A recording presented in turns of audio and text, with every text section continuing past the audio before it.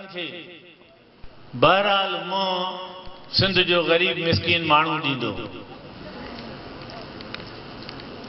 ऐं हींअर कुझु माण्हू चवनि था, सही था चवनि त इहो CPEC China Pakistan economic corridor कोन्हे, इहो चाइना पंजाब इकोनॉमिक कॉरिडोर आहे।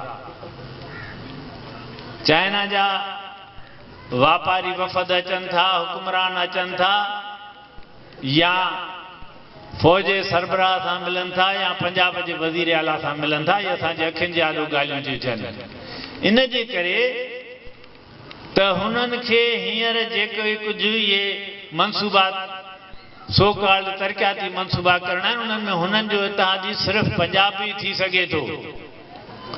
पंजाब बाक़ी ॿियनि क़ौमुनि जे वसीलनि जी फुरलुट सां, जीअं चीन अफ्रीका ऐं ॿियनि मुल्कनि जे फुरलुट सां दौलत गॾु कई आहे, तीअं पंजाब हितड़े वरी हिते जी क़ौमुनि ख़ासि करे बलोच ऐं सिंधियुनि जे वसीलनि जी फुरलुट सां उहो तरक़ी करे हिकिड़ी अहिड़ी सतह ते वियो आहे जिथे उतां जो जेको सरमाएदार ऐं वापारी आहे उहो ई चीन जो मददगार थी सघे थो हिन ख़िते ते बालादस्ती करण में। तंहिंजे करे उहे उन्हनि सां ई ॻाल्हियूं कनि था पिया। ऐं तव्हां ॾिसो, पंजाब पंहिंजी उहा बालादस्ती वारी रवश में का बि तब्दीली न आंदी आहे। असां चवंदा आहियूं त इहो हिन रियासत जी जोड़ जक तब्दील कयो।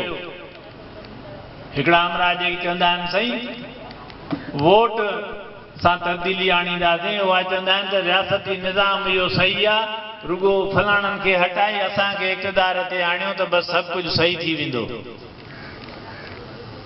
अरड़ी तरमीम जे नाले में हिकिड़ी मस्करी थी, चयोसीं बसि वाह वाह थी वई, हाणे 65 सालनि जा सूर लही विया। उन में पहिरीं ॻाल्हि त थियो कुझु कोन हो, जेकी कुझु ज़रो पुरज़ो थियो उहो वरी वापसि वठियो पिया वञनि। ॿियनि नालनि में सभु वज़ारतूं उहे मर्कज़ में क़ाइमु थी चुकियूं आहिनि। ऐं उते थियणु इहो घुरिजे ऐं इंसाफ़ इहो आहे, घुर इहा आहे माण्हुनि जी त सिंध जा वसीलनि जा मालिक सिंधी माण्हू हुजणु घुरिजनि। त इहो थियो त मालिक त कोन हूंदा, हिसेदार हूंदा। ऐं पहिरीं उन सूबे जूं ज़रूरतूं पूरियूं थींदियूं जंहिंमां उहो वसीलो पैदा थींदो, तेल हुजे, गैस हुजे, कोयलो हुजे, पहिरीं उन जूं ज़रूरतूं पूरियूं थींदियूं। पंजाब वारा हाणे चवंदा त इहो असांखे क़ाबिल क़बूल न आहे। भली अहिड़ी तरमीम हुजे, आइन में लिखियो पियो हुजे, असांखे इहो क़ाबिल क़बूल न आहे। ॿ टे ॾींहं अॻु में तव्हां पढ़ियो, असां ॿुधो त पंजाब जे पेट्रोलियम जे वज़ीर चयो,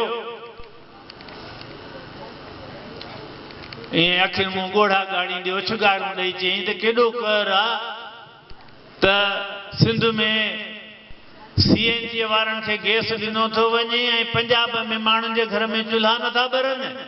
ईअं चई उछगारूं ॾेई किरी पियो अमरा। केरु हुन खां पुछे त तव्हांखे, ऐं इहो चई त जिथे ज़रूरत हुजे उते शइ इस्तेमालु थिए, ॿिए जी शइ जॾहिं अचे थी तॾहिं उन्हनि खे इहा ॻाल्हि ज़रूरत में थी अचे। कॾहिं हिननि चयो त बलोचिस्तान में कणिक कान थी पैदा थिए, पहिरीं पंजाब जी कणिक बलोचिस्तान में इस्तेमालु कयो, कॾहिं चयूं ईअं? कॾहिं हुन ईअं चयो त केॾी नाइंसाफ़ी आहे त पंजाब कणिक एक्सपोर्ट थो पियो करे ऐं बलोचिस्तान में माण्हुनि खे खाइण लाइ कणिक कोन्हे। इहा नाइंसाफ़ी ख़तमु थियणु खपे। कॾहिं पंजाब जे कंहिं माण्हू चयो? सिंध जे सरज़मीन मां तेल ऐं गैस निकिरे, कोयलो निकिरे, उहो सॼे पाकिस्तान जी मिल्कियत आहे।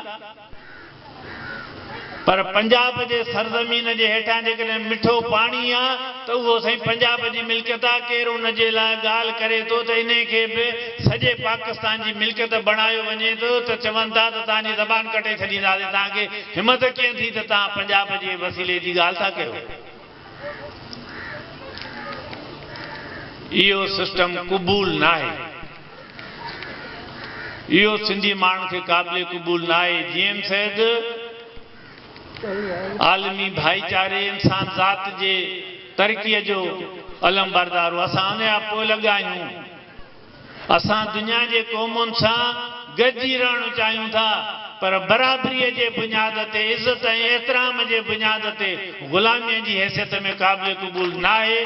बंदूक जे ज़ोर ते सिंध खे ॿियनि बि माज़ीअ में ग़ुलाम बणायो आहे। तव्हां बंदूक जे ज़ोर ते जेसिताईं बणाए सघो था भली बणायो, तव्हां वटि बंदूक आहे, असां वटि नज़रियो आहे, असां वटि हुबुल वतनीअ जो हथियार आहे। पोइ ॾिसंदासीं त छा थो थिए।